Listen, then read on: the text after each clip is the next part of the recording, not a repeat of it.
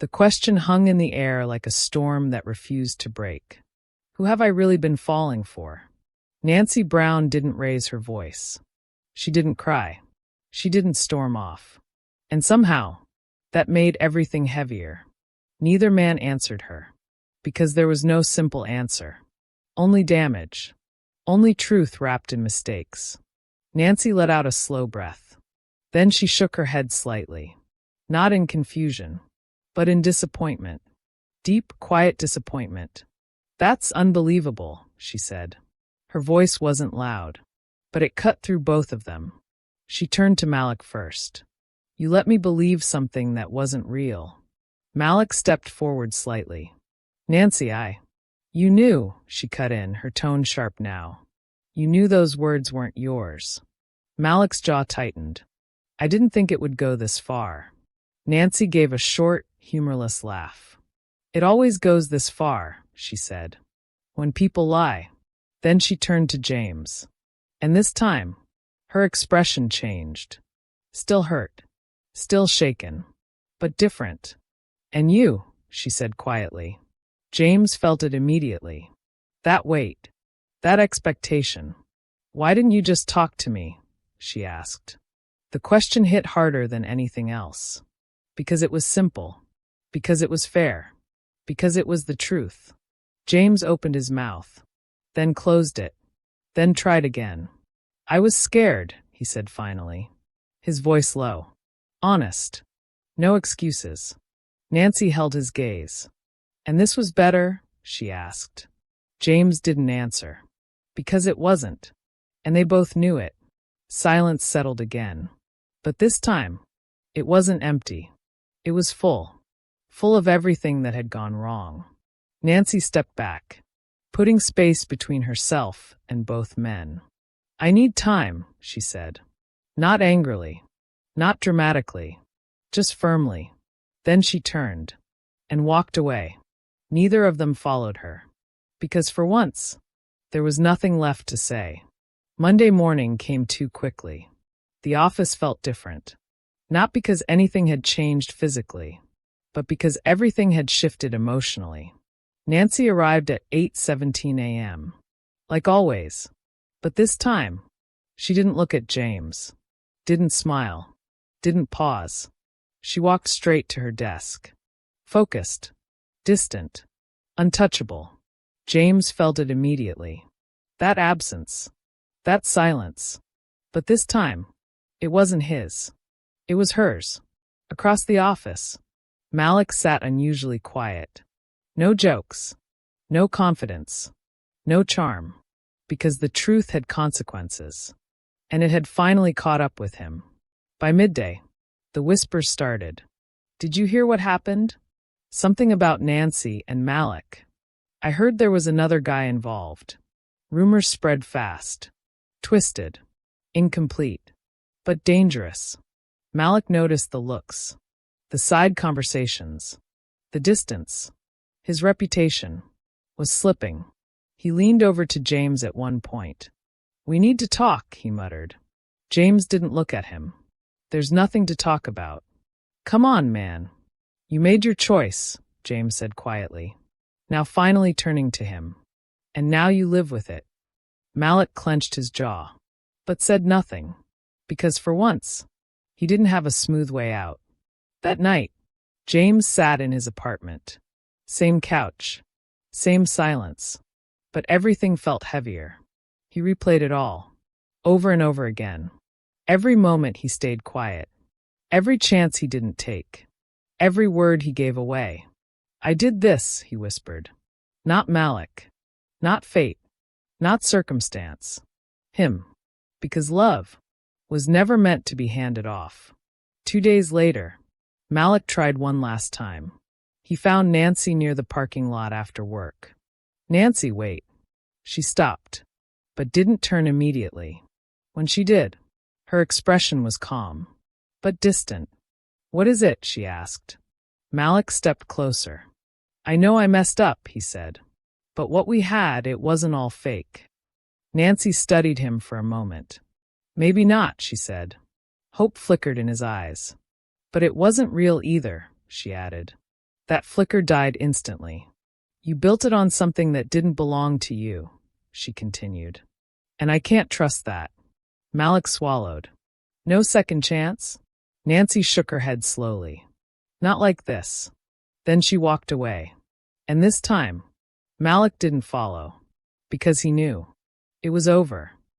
Later that evening, James heard a knock on his door. He wasn't expecting anyone. When he opened it, he froze. Nancy stood there. No smile. No anger. Just presence. I hope I'm not interrupting, she said. James shook his head quickly. No, I come in. She stepped inside, looked around briefly, then turned back to him. Silence filled the room. Different from before, but still heavy. I've been thinking, she said. James nodded slightly, not trusting himself to speak yet. I was hurt, she continued. By both of you. I know, James said quietly. But, she added, and that one word shifted everything. I understand you. James looked up, surprised. Nancy met his eyes. Not what you did, she clarified, but why you did it. James exhaled slowly. I just didn't think I was enough, he admitted. Nancy's expression softened. Just slightly. You don't get to decide that for me, she said. That landed. Deep. Silence again. But this time, it wasn't painful. It was honest. Nancy crossed her arms lightly. So, she said, what happens now? James hesitated, then said the one thing he had never said before. I don't know, he admitted. Nancy nodded. Good, she said. James frowned slightly. Good. Because this time, she said, her voice softer now, you're not pretending. A small pause. Then, we start over, she said. James blinked.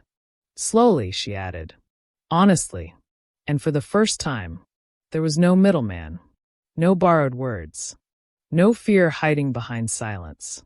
Just two people, standing in the truth. Starting over sounded simple. It wasn't. The next morning felt unfamiliar to James. Not because anything had changed in the office, but because everything had changed inside him. For the first time, he wasn't hiding behind silence. And that meant one thing. There was nowhere left to run. At exactly 8:17 a.m., Nancy walked in. Same as always. Same steady steps. Same quiet presence. But this time, James didn't look away. She noticed immediately. Their eyes met. And instead of the usual quick glance and retreat, he held it. Nancy paused for just a fraction of a second. Not long enough for anyone else to notice, but long enough to feel it. Then she gave a small nod and kept walking. It wasn't a smile. It wasn't warmth. But it wasn't distance either. It was neutral, careful, real. And for some reason, that meant more than anything else. The first conversation happened later that afternoon. No dramatic setup. No emotional speech. Just a moment. Nancy stood by the coffee machine waiting. James walked in, grabbed a cup, and paused. Say something. The old fear whispered. But this time, he didn't listen. Green tea, right? He said. Nancy turned slightly surprised. Yeah, she replied. You remembered. James gave a small nod. I remember a lot of things. There was no tension in his voice. No hesitation. Just truth. Nancy studied him for a second. This is new, she said. James exhaled lightly. Yeah, he admitted. I'm trying something different. Like what? Talking, he said simply. For a moment, Nancy didn't react. Then, she smiled. Not big, not dramatic, but real. And that small smile? It hit harder than anything before. They started small. Work topics, deadlines, random office complaints. But slowly, the conversation stretched. You always seemed like you had a lot to say, Nancy said at one point. James leaned against the counter slightly. I did, he admitted. I just didn't think anyone wanted to hear it. Nancy frowned. I did. That hit him. You waited, she added. James nodded slowly. And I wasted that. Silence followed. But it wasn't uncomfortable. It was acknowledgement. Then Nancy tilted her head slightly. So tell me something now, she said. James blinked. Like what? Something real, she replied. He hesitated. Not out of fear this time, but out of choice. Then he spoke. I like the way you think before you answer questions, he said. Nancy raised an eyebrow. That's specific. You don't rush, he continued. You actually process things. Most people don't do that. Nancy looked at him differently now. Because this wasn't rehearsed. This wasn't borrowed. This was him. Go on, she said softly. James swallowed. Then continued. You make people feel like what they're saying matters, he added. Even when it doesn't. Nancy smiled faintly. And what about you? She asked. James paused. I'm still figuring that out, he admitted. And that honesty? It landed. Over the next few days, things shifted. Slowly. Naturally. No big declarations. No forced moments. Just consistency. Short conversations became longer ones. Passing glances became steady eye contact. Silence became choice, not fear. And for the first time, Nancy started to see James clearly. Not as the quiet guy in the corner. Not as the man behind someone else's words. But as himself. And she liked what she saw. One evening after work, they found themselves walking out of the building together. No plan. No arrangement. Just coincidence. Or maybe something else. The city buzzed around them. Cars passing. People talking. Life moving. Nancy broke the silence first. Why didn't you ever think you were enough? She asked. James didn't answer immediately. Because that question was bigger than it sounded. I don't know, he said finally. Nancy looked at him. Try. He exhaled slowly. I've always been the guy in the background, he said. The one people overlook. The one who watches instead of participates. Nancy listened. Closely. So after a while, he continued. You start believing that's where you belong. Nancy stopped walking. James noticed and stopped too. You don't, she said. Her voice wasn't loud, but it was firm. You just decided that for yourself, she added. James held her gaze. Maybe, he said. A pause. Then. But I'm done deciding that now. Nancy studied him. And for the first time, she believed him. The next day, everything changed. Not between them, but around them. It started with whispers. Then looks. Then, a meeting request. James sat in the chair across from the HR manager. Nancy sat beside him. Neither of them spoke, but both of them already knew. The HR manager folded her hands neatly on the desk. I'll get straight to the point, she said. James felt it. That shift. That tension. We've received multiple reports, she continued, regarding a personal relationship between two employees. Silence. Nancy remained calm. James stayed still. As you both know, the manager added, company policy prohibits romantic relationships between staff in the same department. There it was. The rule. The consequence. If such a relationship exists, she continued, one party will be required to resign. The words landed heavily. But this time, James didn't look down, didn't retreat, didn't disappear. He looked at Nancy, and she looked back. No fear, no panic, just understanding. They walked out together, silently. The hallway felt longer than usual. What are you thinking? Nancy asked finally. James didn't hesitate this time. I'll resign, he said. Nancy stopped walking. No. James frowned slightly. No, he repeated. You're doing it again, she said. Doing what? Making decisions out of fear, she replied. James shook his head. This isn't fear. It's practical. No, Nancy said firmly. It's safe. That hit. Why should you be the one to leave? She asked. James hesitated. I don't mind, he said. That's the problem, Nancy replied. You should mind. Silence. Then she stepped closer. For once, she said softly, don't choose the easy way out. James looked at her. Really looked at her. And what do you want? He asked. Nancy didn't answer immediately. Because this mattered. I want something real, she said finally. No lies. No shortcuts. No sacrifices that come from fear. James nodded slowly. Then let's make a real decision, she added. And just like that, the final choice stood in front of them. Not about love, but about what they were willing to risk for it. The night after the HR meeting, neither of them slept much. For James, it wasn't fear anymore. It wasn't even anxiety. It was something unfamiliar, something heavier. Responsibility, not just for himself, but for the choice he was about to make. He sat by his window, staring out at the city lights. Thinking. Not running. Not avoiding. Thinking. For once, he wasn't asking what's the safest thing to do. He was asking something different. What's the right thing to do? Across the city, Nancy lay in her bed, eyes open, staring at the ceiling. She replayed everything. From the beginning. The quiet glances. The missed chances. The borrowed words. The truth. And now, this. A choice that would define everything that came after. The next morning came with a strange calm. At exactly 8:12 a.m., James walked into the office. Not early.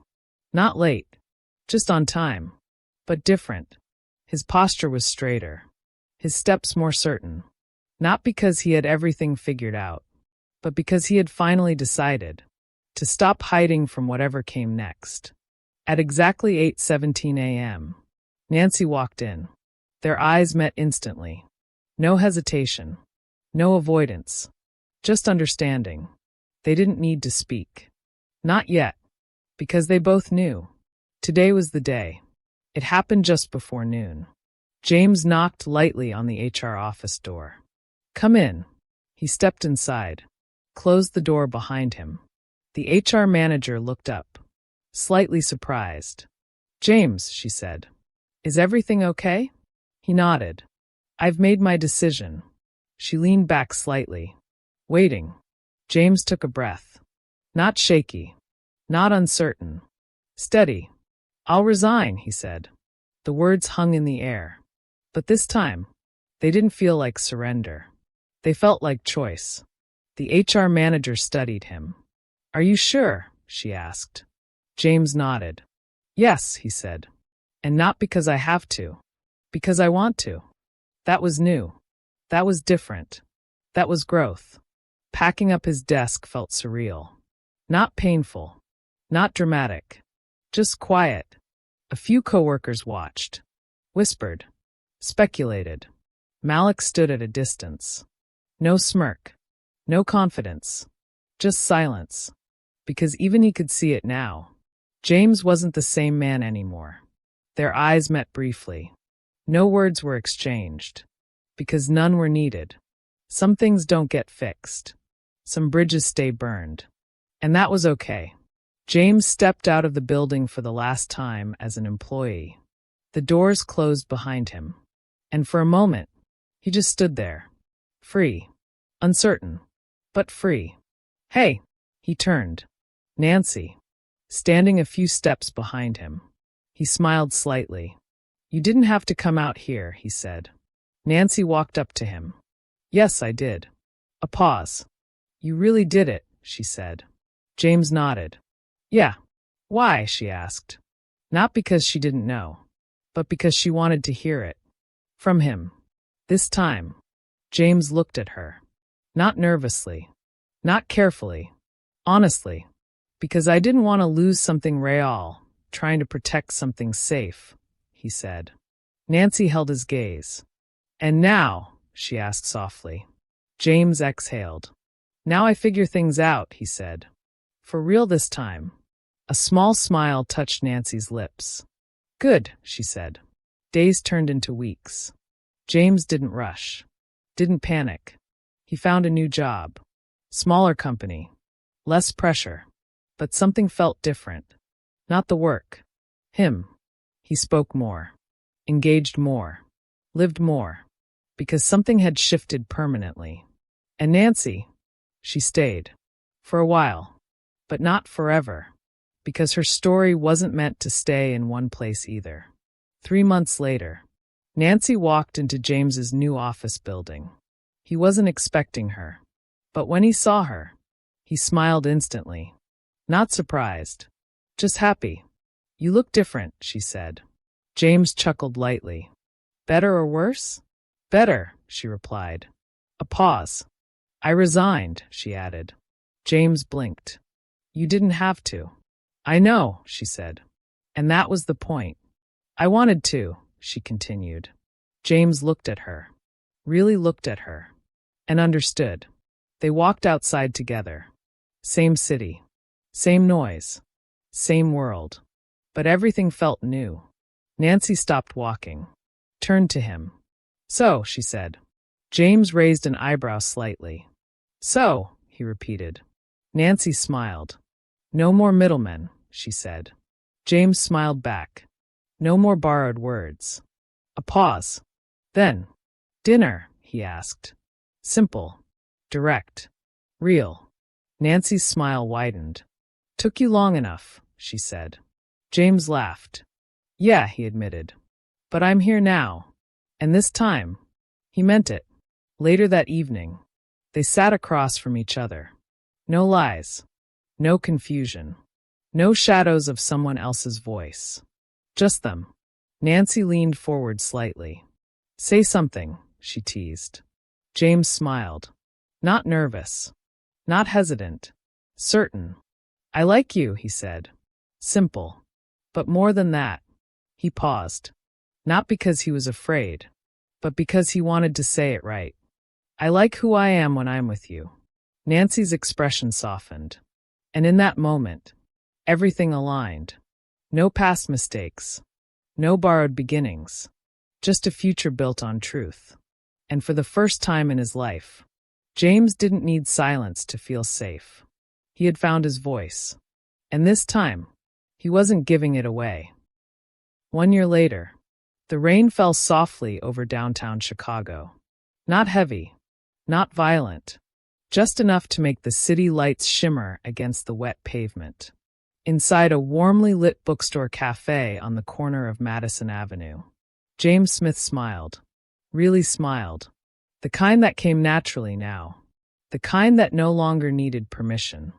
Your tea's getting cold. Nancy Brown looked up from her book and laughed softly. You say that every 10 minutes. And every 10 minutes you ignore me. That's because I know you'll remind me again. James chuckled, shaking his head as he sat across from her. Some things never changed. And honestly, he liked it that way. The cafe buzzed quietly around them. Soft music.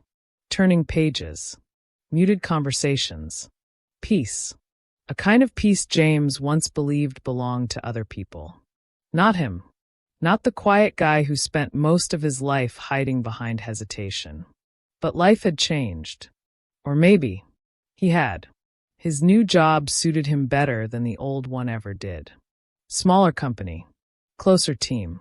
Less pressure to pretend. For the first time, people actually knew him. Not just the silent version. The real one. And Nancy, she had become more than the woman he once admired from a distance. She became home. Not because she completed him, but because around her, he no longer felt the need to shrink himself. Their relationship wasn't perfect. They still argued sometimes. Nancy still accused him of overthinking. James still needed occasional reminders to stop apologizing for every little thing. But now, they talked. About everything. No silence long enough to become distance. No fear strong enough to replace honesty. That made all the difference. Nancy closed her book slowly and studied him. What? James asked, noticing the look. She smiled faintly. You're different. James leaned back slightly. You've said that before. Yeah, she replied softly. But I mean it differently now. He raised an eyebrow. How? Nancy's expression softened. You look lighter, she said. Like you finally stopped carrying the version of yourself that thought he wasn't enough. The words settled quietly between them. James looked down briefly, then back at her. You helped with that, he admitted. Nancy shook her head gently. No, she said. You did that yourself. For a moment, neither of them spoke. Not because they were hiding, but because some silences no longer needed filling. Then suddenly, James's phone buzzed. He glanced at it briefly. Unknown number. He almost ignored it. Almost. But something made him answer. Hello. A pause. Then, hey man. James froze slightly. He recognized the voice instantly. Malik Turner. It had been almost a year. A full year since they last spoke. Nancy noticed the shift in James's face immediately. Who is it? She mouthed softly. James looked at her briefly before answering quietly. Malik. Nancy sat back silently, giving him space. James stood slowly and walked toward the cafe window. Rain tapped softly against the glass. How've you been? Malik asked.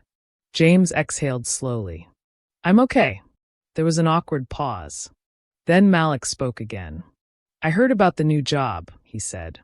And Nancy. James didn't respond immediately. Not out of anger. Just caution. Malik laughed faintly on the other end. Still careful with words, huh? James looked out at the rain-covered street. Not as much as before.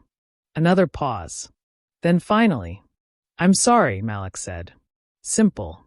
No excuses. No charm. No manipulation. Just apology. James closed his eyes briefly. A year ago, those words would have meant everything. Now, they meant something different. Not closure. Not reconciliation. Just acknowledgement. I know, James said quietly. Malik swallowed audibly over the phone. I messed up. Yeah, James replied honestly. You did. Silence. Then Malik spoke again. I guess I just called because I wanted you to know I know that now. James nodded slightly, even though Malik couldn't see him. I hope you figure things out, James said. And surprisingly, he meant it. Malik let out a quiet breath. You too, man. The call ended. James stood there for a moment. Still. Calm. Then he returned to the table. Nancy looked at him carefully. You okay? James smiled softly as he sat back down. Yeah, he said. And this time, it was true. Nancy reached across the table, gently taking his hand. Warm. Steady. Real. James looked at her fingers intertwined with his. Then at her. Then smiled again. Not because life had become perfect, but because he had finally learned something important. Love was never about having the perfect words. It was about having the courage to speak honestly when the moment came. And now, he finally could. Outside, the rain continued falling softly over the city.